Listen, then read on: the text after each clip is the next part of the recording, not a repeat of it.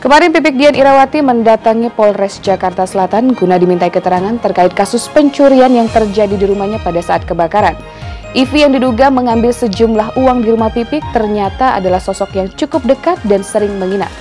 Lantas seperti apa yang dirasakan oleh Pipik Dian Irawati ketika mengetahui ada yang mengambil keuntungan di saat musibah menimpanya? Pemirsa, berikut liputannya.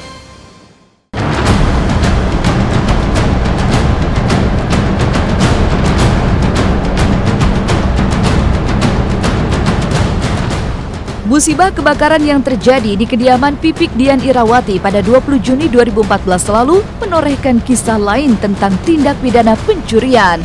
Ini tentu menjadi cobaan tersendiri bagi Pipik. Pasalnya, Ive, orang yang diduga melakukan pencurian uang di tengah suasana panik lantaran amuk si jago merah, merupakan orang yang dikenal Pipik dan diperbolehkan tinggal di kediamannya. Selain rasa kecewa karena kepercayaannya disia-siakan, Pipik kemarin juga harus mendatangi Polres Jakarta Selatan untuk memberikan keterangan terkait pencurian uang yang dilakukan Ive. Tadi dari jam berapa ya Bang?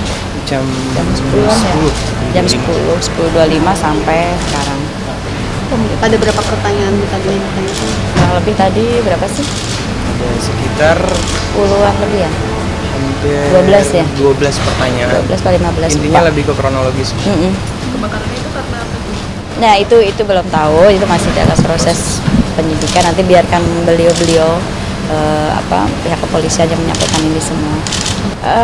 Itu biarkan beliau juga nanti yang pasti yang bersangkutan terlapor atau yang diduga melakukan sudah ditahan di Polres Metro Jakarta Selatan, dan kita juga menyampaikan kepada pihak Polres Metro Jakarta Selatan mengucapkan terima kasih sebesar-besarnya atas usaha mereka untuk menangkap pelaku.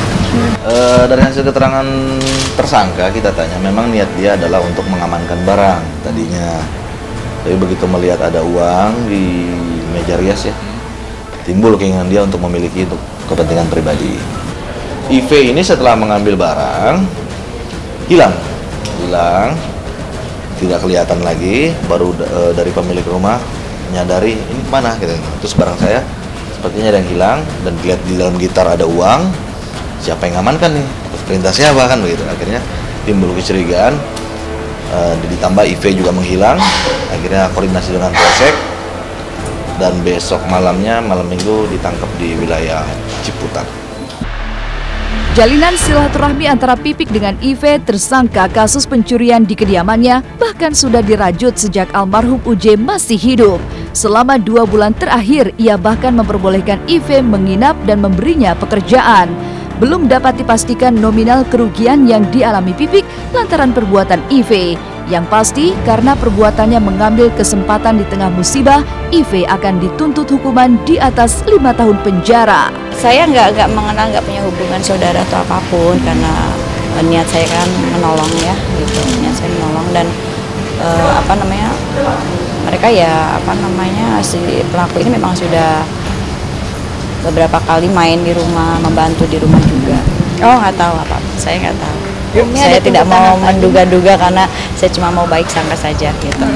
Enggak, saya nggak menuntut apa-apa, biarkan itu nanti menjadi yang keputusannya kan semua dari pihak kepolisian ya.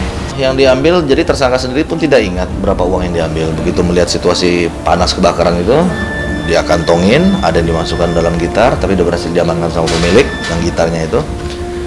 Uangnya dia belikan handphone, terus dijual lagi.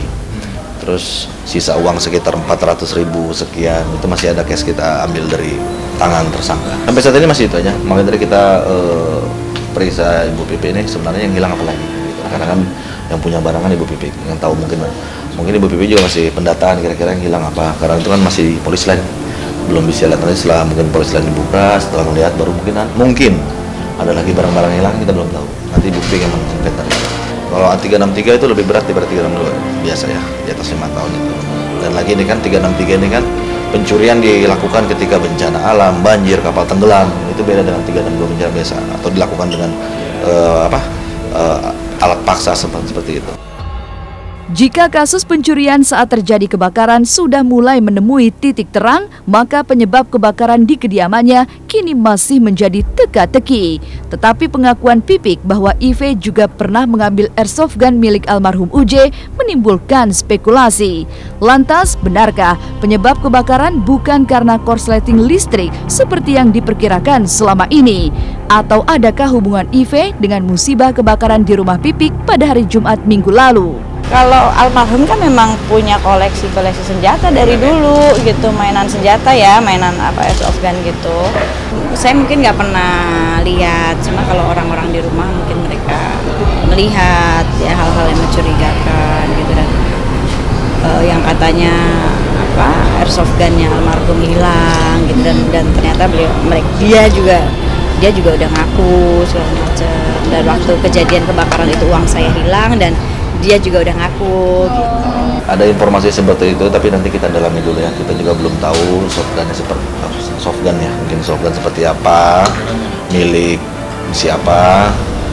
Memang informasi almarhum sempat koleksi ya, sempat koleksi, tapi karena kita belum bisa lihat lagi TKP-nya di mana koleksi tersebut, ya saya belum bisa ngasih komentar. Tapi yang pasti adalah tindak pidana kejahatan 363 dilakukan atas tersangka IV atas uang milik korban. Belum ada ke situ, belum ada. Sebelum keluar hasil lapor baru saya bisa kasih. Mudah-mudahan akhir minggu ini. Karena kita waktu Polsek Layangkan hari Jumat, kejadian Jumat dini hari, langsung tim lapor turun, tim identifikasi Polres juga turun. Berarti seminggu lah. Mudah-mudahan nanti akhir minggu ini udah bisa keluar. Penyebab kebakaran memang masih harus menunggu proses identifikasi penyidik Polres Jakarta Selatan. Tetapi sebagai manusia biasa, Pipik juga diselimuti rasa kecewa lantaran IV seolah menari di atas penderitaan yang sedang dialaminya. Ia juga enggan menjenguk IV yang saat ini ditahan di Polres Jakarta Selatan karena tak ingin tersulut emosi. Ya pastilah manusia pasti kaget ya. Ya sangat menyayangkan ya, maksudnya ya kecewa sih pasti iya, karena saya anggap ya saat itu dia datang gitu, saya coba terima, saya baik sangka segala macam, ya udah akhirnya kita ngelihat teman-teman udah pada emosi, ya udahlah kasihan lah gitu kan, teman-teman sudah mengambil tindakan masing-masing, mungkin gregetan atau apa, ya udah mungkin diwakilin sama mereka aja.